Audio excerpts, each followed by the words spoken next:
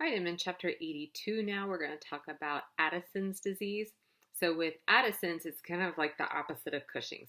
You do not have enough cortisol in the body. And this can be due to dysfunction of the adrenal cortex. And in some cases, it could be due to dysfunction of the pituitary gland. In most cases, it's due to an autoimmune dysfunction, which causes issues with the adrenal cortex.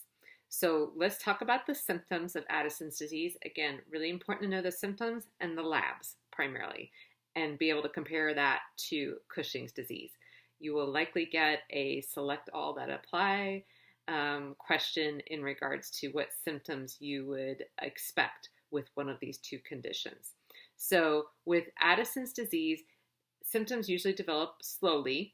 You will see weight loss, craving for salt, hyperpigmentation, so like bronzing of the skin.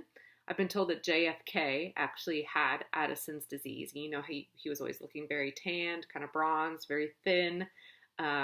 So when I think about Addison's disease, I think about JFK and I think, oh yeah, bronzed, hyperpigmentation, kind of thin, weakness and fatigue are symptoms, nausea and vomiting, and then the labs, right? So the labs are super important.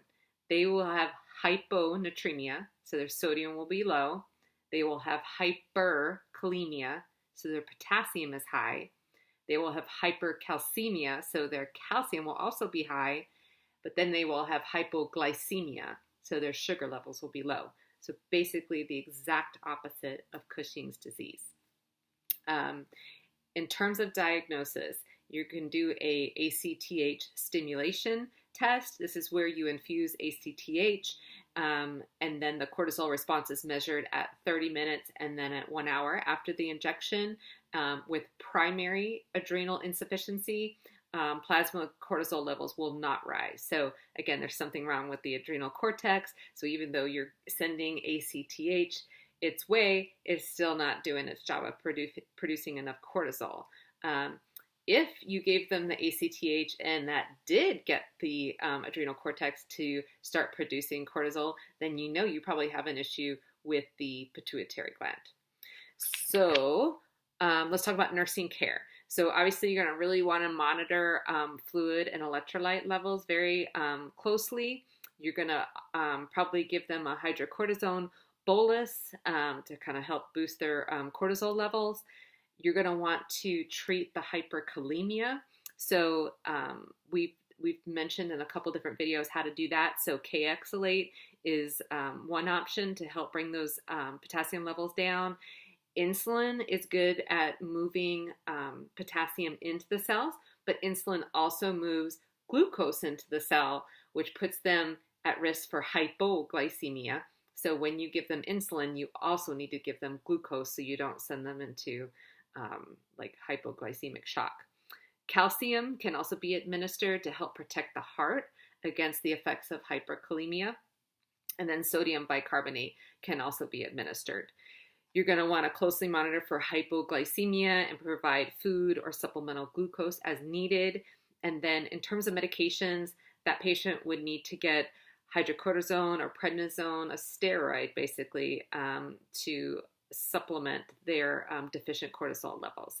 So, and anytime someone's on a steroid, you've got to know your side effects of steroids. So, you know, there's hyperglycemia, there's bone loss, peptic ulcer disease, increased risk of infection, all of those things. So definitely know those. In terms of complications, the big one to be familiar with is acute adrenal insufficiency or Addisonian crisis. So this occurs if the patient suddenly discontinues their use of glucocorticoid medications suddenly, so that can bring on this crisis.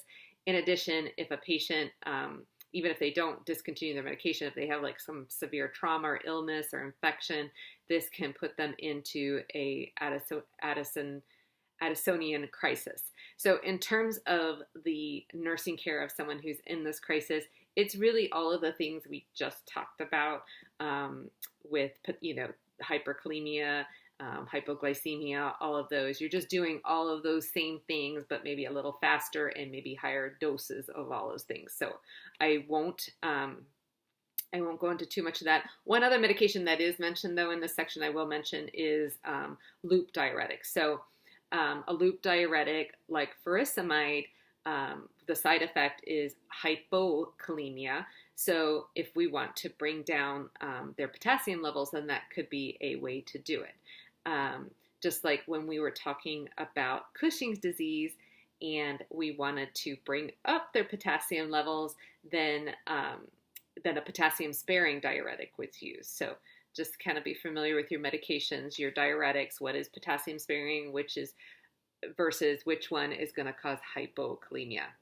So that is pretty much it. And again, the patient with Addison's is going to need kind of long-term hydrocortisone replacement therapy due to their low levels of cortisol. So that's pretty much it. And when we come back, we'll talk about diabetes, which is super important. So stay tuned. Thanks.